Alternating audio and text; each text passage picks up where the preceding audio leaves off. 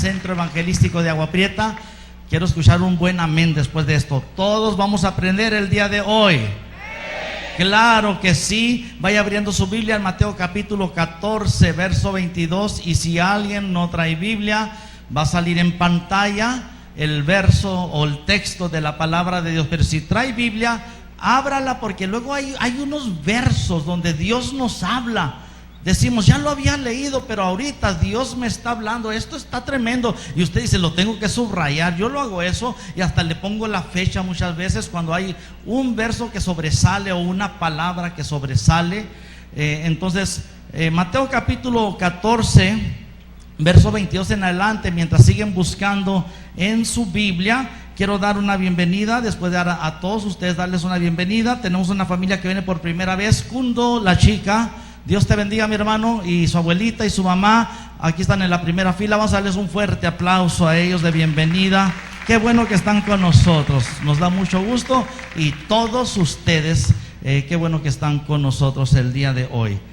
Dice de esta manera la palabra de Dios en Mateo capítulo 14, versos 22 en adelante. Léalo conmigo en voz alta si puede. Enseguida Jesús hizo a sus discípulos entrar en la barca e ir delante de él a la otra ribera, entre tanto que él despedía a la multitud.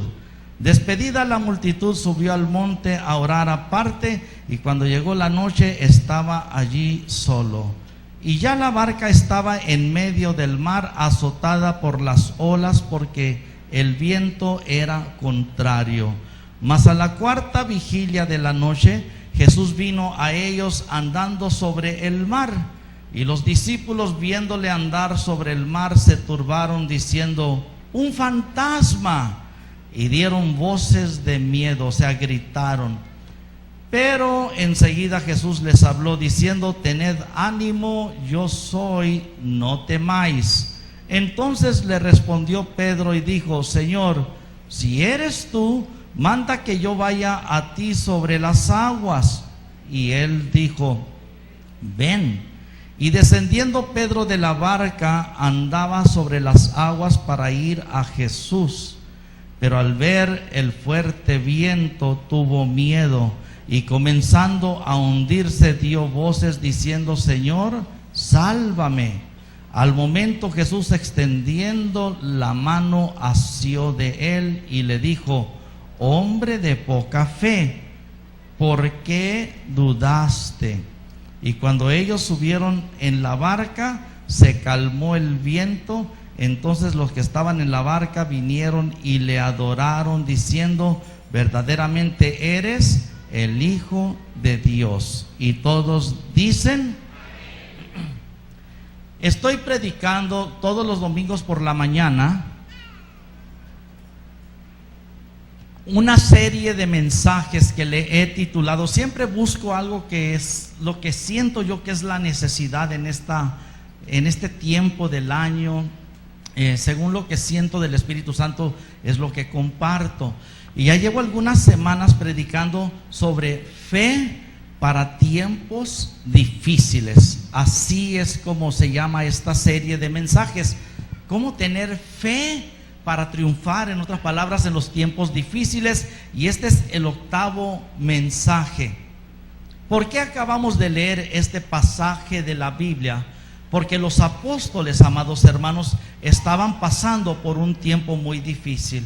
Parecía que se iban a ahogar. ¿Cuántos en veces parecemos que nos vamos a ahogar en medio de nuestros tiempos difíciles? ¿Ves? 1 hora antes todo estaba muy bien.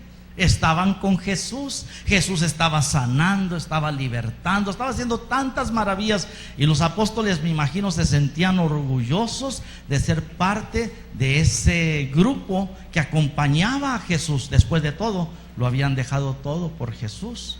Pero Jesús, para despedir a la gente, les dice a sus apóstoles, váyanse adelantando y luego yo llego, pues váyanse.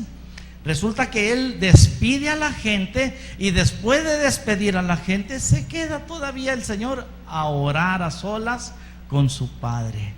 ¿Cómo necesitamos, hermanos, apartar tiempo para, en medio de tanto bullicio, descansar, meditar en el Señor? Es lo que Jesús hizo. Se quedó solo, no estaban ni los apóstoles, y ahí está en comunión con el Padre. Pero resulta que ahí dice que como a la tercera vigilia, es lo que dice ahí, tercera vigilia, déjeme ver, cuarta vigilia. A la cuarta vigilia, cada vigilia son 3 horas, entonces sería a las 3 de la mañana aproximadamente. Vamos a hablar en nuestros términos. A eso, a las 3 de la mañana, la barca, hermanos, iba como en medio mar y estaba siendo azotada por las olas. Estaban pasando por un tiempo difícil, era una tormenta y había vientos contrarios. Entonces, ¿qué es lo que sucede? Jesús va a ellos, no tenía barco, pero Él no necesita barco. Él es el creador del universo junto con el Padre, y ahí va Jesús caminando sobre el agua, sobre la tormenta, y llega a los que estaban en una tormenta. ¿Cuántos queremos que Jesús llegue a nuestras vidas cuando estamos en medio de una tormenta? Amén. ¿Y para qué va a llegar el Señor? Pues para ayudarnos, obviamente, para que no perezcamos en medio de la tormenta. Pero los apóstoles, ahora es triple el problema: las olas golpeando la barca y luego los vientos golpeando la barca. O sea, todos asustados porque eran vientos contrarios, y ahora ven a una persona a las 3 de la mañana que se acerca a ellos caminando sobre el mar. Eso no es común. Y de inmediato se espantaron, se asustaron y empezaron a gritar de miedo, hermanos, porque decían: es un fantasma. Y ay, no sé, pues estaban todos atemorizados, y Jesús le dice: calma, soy yo. Entonces Pedro le dice: si eres tú, haz que yo venga a ti. Si eres tú, Jesús, haz que yo venga a ti. ¿Y sabe lo que sucede? Jesús le dice: ven. Y Pedro, hermanos, fue valiente. Se baja de la barca y pisa y no se hunde. Y me imagino los demás apóstoles estaban viendo: Pedro, no, te vas a hundir y te vas a morir, te vas a ahogar. Y no se hunde. Y el otro, y no se hunde. Nunca había hecho Pedro eso. Y empieza a caminar hacia Jesús. Y dice la Biblia que tenía los ojos puestos en Jesús, y ahí va caminando. Imagínate el cuadro, lo han pintado por ahí, imagínatelo. Imagínate los apóstoles viendo a Pedro caminando. Pero dice la Biblia que después Pedro, ahorita lo leímos, volteó y empezó a ver los vientos contrarios, lo que estaban haciendo, a ver las olas que estaban golpeando. Empezó a poner su vista sobre la tormenta y se empezó a hundir y se iba a ahogar. Quiero que tengamos mucho cuidado con las tormentas de la vida. Las tormentas de la vida tienen el potencial de hundirte. Las tormentas de la vida tienen el potencial de sacarte del camino de Dios. Las tormentas de la vida tienen el potencial de destruir tu hogar. Tienen el potencial, si tú tienes un ministerio o estás en la iglesia, de destruir tu ministerio, de sacarte aún de la iglesia. Pero mira la clave: mientras Pedro tenía los ojos puestos en Jesús, no se hundía. Yo te aseguro algo, porque tú por ahí vas a ver algún mal testimonio, o te va a llegar alguna murmuración por ahí, tal vez de alguien, o que alguien dijo, yo no sé. Pero si tú tienes los ojos puestos en Jesús, hablen lo que hablen del pastor de la torre o de ti, nos critiquen a ti o a mí, veamos el testimonio malo que veamos, si nosotros, hermanos, no nos enfocamos en eso y nuestra vista, dice la Biblia, puestos los ojos en Jesús, si nuestra vista está en Jesús, vamos a triunfar, hermanos, sobre las tormentas. Vamos a triunfar sobre las críticas que lleguen a nosotros, sobre cualquier mal testimonio que haya por allá. Vamos a triunfar. Y esto es lo que estaba pasando con Pedro. Él estaba viendo a Jesús y no había problema. Ahora, ¿había tormenta? Sí, había tormenta. ¿Había vientos contrarios? Sí, había vientos contrarios. ¿Había olas? Había olas. Todo eso estaba sucediendo. Como en tu vida hay tormentas, en mi vida hay vientos contrarios. Pero te aseguro algo, así como Pedro no se hundió mientras tenía los ojos puestos, o sea, su fe, sus ojos puestos en Jesús, no le hizo nada a la tormenta. No nos hará la tormenta daño. Vendrán tormentas y se irán tormentas, y nosotros vamos a seguir triunfando, porque nuestra vista, nuestra fe está puesta en el Señor Jesucristo. Pero en el momento que una persona quita los ojos de Jesús, así como Pedro, que tú quitas los ojos de Jesús y los pones en la tormenta, en la murmuración, en la crítica, en el mal testimonio, te enfocas en la tormenta. Pedro lo hizo y se empezó a hundir. Lo acabamos de leer. Se empezó a hundir, y de inmediato, ¿qué es lo que él hizo? Lo que muchos cristianos no hacen. Voltean, hermanos, ponen su vista en el problema. Ponen su vista, hermanos, en el mal testimonio, su vista o su oído en la crítica. Y ¿sabes qué? Se empiezan a hundir, se empiezan a enfriar. Me ha tocado ver eso en esta iglesia. Personas que estaban fervientes y enamoradas de Cristo, aunque me decían: pastor, yo estoy a tu lado, como le decían a Jesús, ¿no? Hasta la muerte, hasta el fin. Si todos te dejan, yo ahí voy a estar. ¿Sabes que no están esas personas ya aquí? Los que me abrazaban o me prometían, ya no están, porque vino, se sacudió la tierra, hubo una tormenta en sus vidas, y quitaron su vista de Jesús y pusieron su vista en la tormenta, en lo que el diablo les habló o en lo que vieron, y se empezaron a hundir. Y mira, no hicieron lo que Pedro hizo de inmediato. Porque, como les digo, me da tanta tristeza ver gente que estaba bien gozosa antes en Cristo, y de repente llegan y traen la cara de limón. Como dice la Gloria Ramírez, la cara de plancha.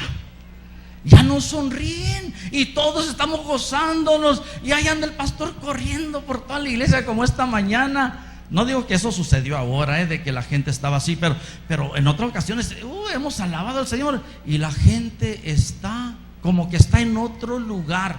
Ya no hay gozo, ya no hay alabanza, y yo me preocupo, digo, ¿qué le pasará a esta persona? Porque antes yo veía que tenía el gozo del Señor. Es que se empezó a hundir en medio de la tormenta y no hizo lo que Pedro hizo. ¿Qué hizo Pedro? Clamó de inmediato: Señor, sálvame. Dice la palabra de Dios, voy a leerlo como dice aquí, y comenzando a hundirse, dio voces diciendo, o sea, gritó: Señor, sálvame. Y empezó él a clamar.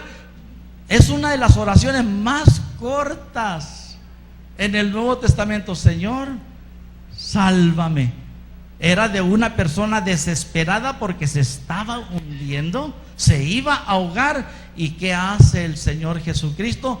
Con toda su bondad extiende su mano, se hace de él, o sea, lo toma y lo levanta. ¿Cuántos bendicen al Señor? Porque Dios nos levanta, Cristo nos levanta, hermanos. Aunque nosotros hayamos cometido el error de voltearnos y de quitar la vista de Jesús, Jesús no es vengativo, Él va y lo levanta. Y ¿sabes qué? Otra vez Pedro caminó sobre el agua, porque dice la Biblia que fueron y se subieron a la barca. Yo no creo que Jesús lo llevaba en los brazos, yo creo que ahí iban caminando y se vuelven a subir a la barca, y llegó la paz. ¿Cuántos bendicen al Señor por eso?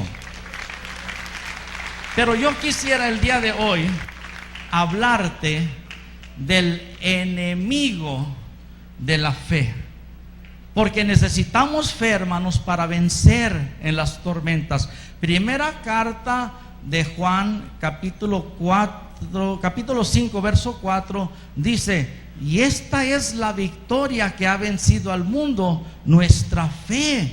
Así lo dice la palabra de Dios. Esta es la victoria que ha vencido al mundo, nuestra fe. Pero, sin embargo, hay un enemigo de la fe que se llama duda. Duda. Ese es un enemigo mortal de la fe. Tú tienes fe en Cristo para vencer las tormentas, qué bueno. Pero luego el enemigo va a querer meterte duda, que tú dudes. Y dice de esta manera el Señor Jesucristo, fíjese cómo dijo. Dice el Señor Jesús en el verso 31, dice: hombre de poca fe, ¿por qué dudaste? A ver, dame ese verso por favor, Javi. Ándale. Hombre de poco, porque quiero que vean lo que estoy hablando. Así lo dice la palabra, así lo dice Jesucristo. Hombre de poca fe, ¿por qué dudaste? Ahora, Pedro fue caminando hacia Jesús, todo iba muy bien, tenía fe en Jesús, pero nomás vino la tormenta, o bueno, ya estaba, nomás vio la tormenta y quitó su vista de Jesús, empezó a hundir, y Jesús le llama la atención: hombre de poca fe, ¿por qué dudaste? Y es donde tenemos que tener mucho cuidado si queremos vencer. La fe en Cristo nos va a ayudar a vencer las tormentas, pero el enemigo de la fe es la duda. Es más, si nos vamos al principio de la Biblia, al libro del Génesis, encontramos la historia de ¿quién? De Adán y de Eva. ¿Cómo venció Satanás a Adán y a Eva? ¿Cómo los engañó? Yo no sé si usted conoce la historia con duda. Ellos tenían una promesa bien linda de parte de Dios. Estaban en el paraíso y el diablo les metió duda. El diablo les dice: ¿con que Dios dijo? O sea, les hace la pregunta. Dios había dicho: de todo fruto de los árboles pueden comer, menos del fruto del árbol que está prohibido, porque si comen de ese fruto ciertamente morirán. Luego se presenta el diablo y lo primero que él les dice: con que Dios dijo, y empieza a meter duda en Adán y en Eva, al grado, hermanos, que dudaron de lo que Dios dijo y perdieron ellos, y junto con ellos todos nosotros. Y así nos va a atacar el enemigo a nosotros, con la duda. Tenemos fe en Jesús, ¿cuántos dicen amén? Tenemos fe en sus promesas, ¿cuántos dicen amén? Tenemos fe en su palabra, ¿cuántos dicen amén? Pero luego el enemigo va a venir a meternos duda. ¿A poco crees que Jesús te perdonó todos tus pecados? ¿A poco? ¿Que no te acuerdas? ¿No te acuerdas lo malandro que eras? ¿O lo malandra que eras? Lo malo, ¿no te acuerdas de todo lo que hiciste? ¿Cómo crees que Dios te perdonó? ¿Sabes qué? Creemos que Cristo nos perdonó porque Él lo promete, que si venimos a Él, Él nos perdona. Yo no vino a llamar a justos, sino a pecadores al arrepentimiento, y Él nos perdona. No importa lo que fuimos antes, pero el enemigo trata de meter duda. La duda es el enemigo de la fe. Y si el enemigo logra meterte duda, ya no vas a creer tan fuerte, vas a flaquear. ¿A poco crees tú ese verso que dice: cree en el Señor Jesucristo y serás salvo tú y tu casa? ¿A poco crees que ese viejo gruñón se va a salvar? No, hombre, estás loca. No se va a salvar. Así nació. Oye la canción esa: borracho él nació y borracho va a morir. El diablo es muy bueno para engañarnos y meternos duda. ¿Y sabes qué? La mujer empieza a dudar. Y si ya iba de ganancia la salvación de ese hombre, si ya Dios estaba haciendo la obra, la mujer deja de orar y pierde la batalla, porque el diablo es bueno para meter duda.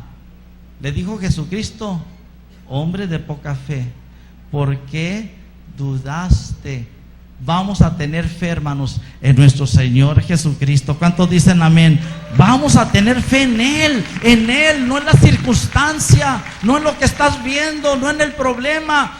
Alguien por ahí, hermanos, ha batallado con sus hijos y no se salvan, y tú crees, y tú oras, y tú lo declaras, y tú esperas la salvación de ellos.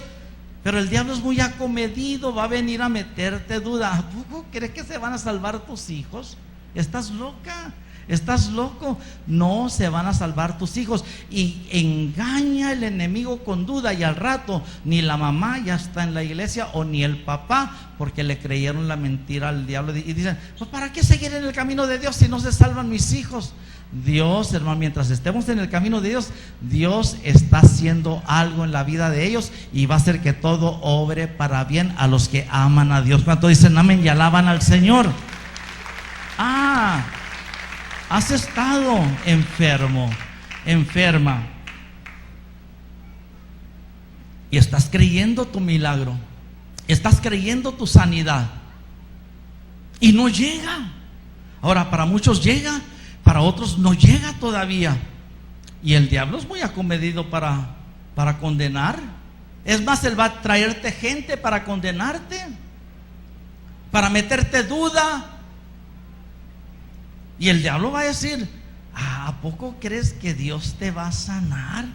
Estás mal, mujer, estás mal, hombre. ¿Cómo puedes creer que Dios te va a sanar? Sana a otros, sanará a otros, pero tú no estás destinado o destinada para la salvación. Y ves, mete duda. Y cuando dudamos, ¿qué pasó con Pedro? Se hundió. Y usted tiene que tener la convicción: mira, yo vea la sanidad o no vea la sanidad, yo creo que Jesús es mi sanador. Yo vea la salvación de mis hijos o no vea la salvación, yo seguiré creyendo que Jesucristo es el salvador de mi hogar. Problemas financieros, ya túmbate ese rollo de que Dios te va a bendecir. ¿Cómo crees que Dios te va a bendecir? ¿Cómo crees que Dios te va a dar un carro o Dios te va a dar finanzas? ¿Cómo puedes tú creer eso?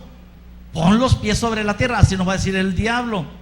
Pues mira, me dé carro, no me dé carro, me dé finanzas o no, yo seguiré creyendo que Dios va a suplir todas mis necesidades. Yo voy a creer y voy a esperar, y de una manera o de otra me va a sacar adelante. Eso es fe. Es más, abra su Biblia en Hebreos capítulo 11, por favor. Vea usted, lo que yo le estoy diciendo es una realidad. Tenemos que tener cuidado, hermanos, porque la fe tiene este enemigo que se llama duda. No dudes de que se va a salvar tu hijo o tu hija, no lo dudes. Tú créelo, decláralo. Y en veces, hermanos, con nuestros labios expresamos lo que creemos. No, yo no creo que este chamaco se vaya a salvar, es bien rebelde.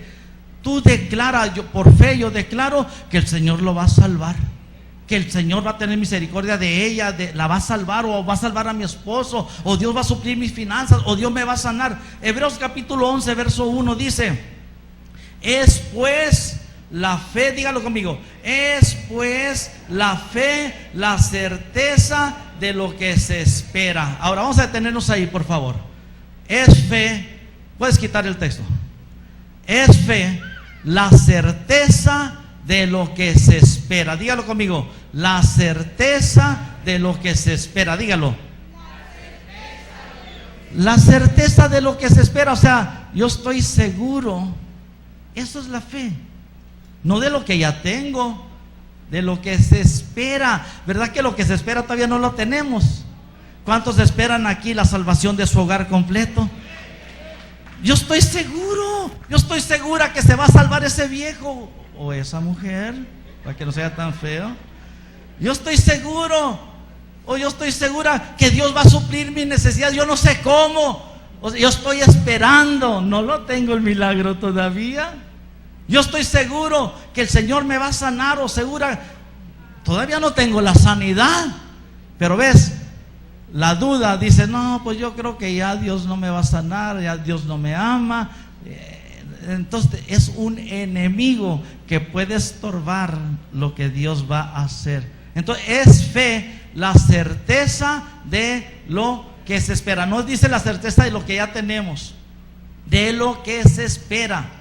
Dígalo, es pues la fe, la certeza de lo que se espera. A ver, dame el texto, y que es la segunda parte, y dice, la convicción de lo que no se ve. Dígalo, la convicción de lo que no se ve. Otra vez, la convicción, o sea, yo estoy seguro, certeza de lo que estoy esperando, no lo tengo. Y la convicción, estoy convencido de lo que no veo. Eso es fe. O sea, no vemos en vez de la sanidad, pero yo estoy convencido, Él es mi sanador. No vemos la salvación del hogar, yo estoy convencido. No veo la salvación, pero estoy convencido, Él es el salvador de nuestro hogar. Él va a salvar nuestro hogar. Es más, si yo me muero, voy a morirme creyendo que Él va a salvar mi hogar de lo que se espera, de lo que no se ve. Eso es la fe. Yo no lo veo. Fe es confiar en lo que no se ve. Confiar en la salvación de tu hogar, la salvación del esposo, de la esposa. La sanidad no la vemos, confiar en eso. En las finanzas no lo vemos. Eso es tener fe, esperanza y certeza. ¿Cuánto da un aplauso al Señor por eso?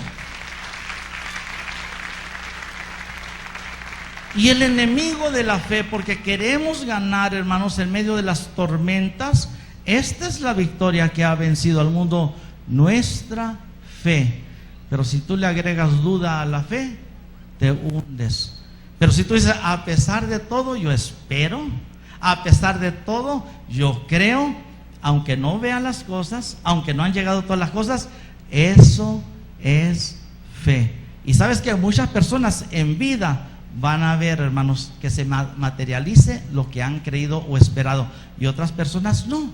Otras personas van a morir, pero después de muertas se va a materializar lo que creyeron. Yo prefiero, hermanos, creer en Él en vida, esperarlo, y si me lleva el Señor, si me recoge, aunque no lo vea, pero que se cumpla lo que Él me prometió, esperarlo por fe. ¿Cuánto dicen amén para la gloria de Dios? Otro problema que encontramos, hermanos, de duda, cómo puede afectar la duda a nuestra fe, es la historia de Juan el Bautista. Juan el Bautista, ¿quién fue Juan el Bautista? Juan el Bautista fue la persona que Dios llamó para preparar el camino para Jesucristo. Juan el Bautista fue el que bautizó a Jesucristo. Juan el Bautista es el que vio al Espíritu Santo descender como una paloma sobre Jesús. Juan el Bautista es el que escuchó, ahora, se escuchó la voz cuando él bautiza a Jesús: este es mi Hijo amado, en quien tengo complacencia. Pero hubo vientos contrarios para Juan el Bautista.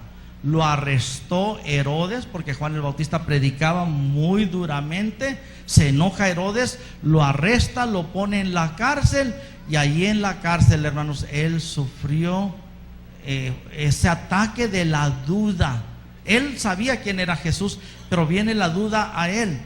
Abra su Biblia en Mateo capítulo 11, por favor, y va a ver usted qué es la reacción de Juan el Bautista. Mateo capítulo 11, y dice de esta manera el verso 2.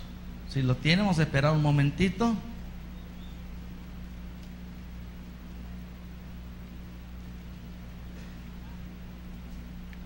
Vamos a esperar que todos lo encuentren.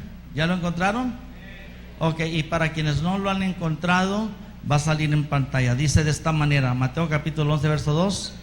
Al oír Juan en la cárcel, ¿ves? Él estaba en la cárcel, los hechos de Cristo, le envió 2 de sus discípulos para preguntarle: ¿eres tú aquel que había de venir, o esperamos a otro? Fíjate, ahí entró la duda en Juan el Bautista. Él había bautizado a Jesús. Él había visto el Espíritu Santo bajar sobre Jesús como una paloma. Él había escuchado la voz: este es mi Hijo amado, en quien tengo complacencia. O sea, él había estado cerca de Jesús, lo bautizó. Pero ahora tuvo vientos contrarios y él dudó. Tenemos que tener cuidado, no abrirle la puerta a la duda. Claro, si Juan el Bautista, que era un tremendo profeta, le abrió las puertas a la duda, tú y yo lo podemos hacer, pero no es conveniente. Y manda a preguntarle a Jesús, ¿eres tú el que esperábamos? ¿O hay otro que va a venir? Jesús le manda a decir, díganle lo que están viendo. Vayan y díganle que los muertos resucitan, los enfermos son sanados, los pecadores son perdonados. Vayan y díganle lo que están viendo. O sea, Jesús es el que iba a venir, pero la duda, qué curioso, lo hizo dudar. La duda lo hizo dudar de Jesús. Yo no quiero que tú dudes de Jesús. Ahora, la duda no se va a meter a la fuerza. La duda va a tocar la puerta de tu corazón y tú vas a decir, ¿te dejo entrar o no te dejo entrar? Y tenemos que tener mucho cuidado, hermano. Entienda usted, va a haber tiempos difíciles en nuestras vidas. ¿Quieres triunfar? Acuérdate, y cierro de esta manera, Lucio, si gusta ir pasando, cierro de esta manera. Primera de Juan, capítulo 5, verso 4. Y esta es la victoria que ha vencido al mundo, que ha vencido a los problemas, nuestra fe. Nuestra fe demanda que nuestros ojos estén puestos en Jesús, no en las tormentas, en Jesús. Nuestra fe demanda que no abramos el corazón a la duda. Y si alguien abre el corazón a la duda, como lo hizo Pedro, ¿qué es lo primero que hizo? Clamó a Jesús, Señor, sálvame. Es lo que tenemos que hacer. Luego clamar a Jesús, porque si no nos vamos a hundir y la tormenta nos va a destruir. Entonces, tener mucho cuidado de cerrarle la puerta a la duda. Yo quiero que usted haga conmigo el día de hoy una oración donde va a bloquear esa duda, va a bloquear ese espíritu malo que le va a hacer dudar de Jesús, para que usted pierda la batalla. ¿Por qué no pone su mano en su corazón? Cierre sus ojos y diga conmigo, diga, Señor Jesús, yo te declaro mi Señor y mi Salvador. Pongo toda mi fe en ti, Señor Jesucristo. Perdóname todos mis pecados. Y Señor Jesucristo, aumenta mi fe. La fe en ti me dará la victoria. Cierro mi corazón para la duda en este momento. Bloqueo mi vida para la duda. En el nombre de Jesús pongo una resistencia contra la duda. Y si acaso llego a flaquear y llego a dudar, clamaré de inmediato. No dejaré que la tormenta me ahogue. Gracias, Señor Jesucristo. Amén y amén. Y dale un fuerte aplauso al Señor.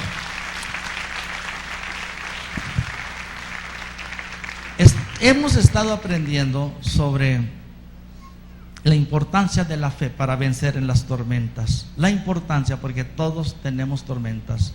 Fe para tiempos difíciles. Cada mensaje trae algo distinto. El día de hoy les voy a pedir que no se olviden rápidamente de este mensaje. No se olviden, el enemigo de la fe se llama duda. Le afectó a Pedro bien feo. Le afectó a Adán y a Eva, dudaron. Le afectó a Juan el Bautista, dudó. Tengamos cuidado, dice la Biblia, puestos los ojos en Jesús. ¿En quién? No en las tormentas, no en los vientos contrarios, no en lo que el diablo diga. Puestos los ojos en Jesús y vamos a tener la victoria. Y el pueblo de Dios dice, dale un aplauso al Señor. Póngase de pie, por favor. Y en este momento vamos a hacer una oración, vamos a declarar la bendición sobre sus vidas. Y esta tarde vamos a tener nuestro servicio a las 5 de la tarde, Dios mediante. Vamos a orar. Padre, bendecimos tu nombre, te damos honor, gloria, honra y alabanza. Gracias por tu misericordia, gracias por tu palabra. Ayúdanos a crecer en ella, a poner por práctica lo que aprendemos. Y Padre Celestial, yo declaro tu bendición para cada persona entre nosotros, que totalmente pongan su fe en Jesucristo para vencer por encima de las tormentas. Lo declaro en el nombre de Cristo nuestro Señor y nuestro Salvador.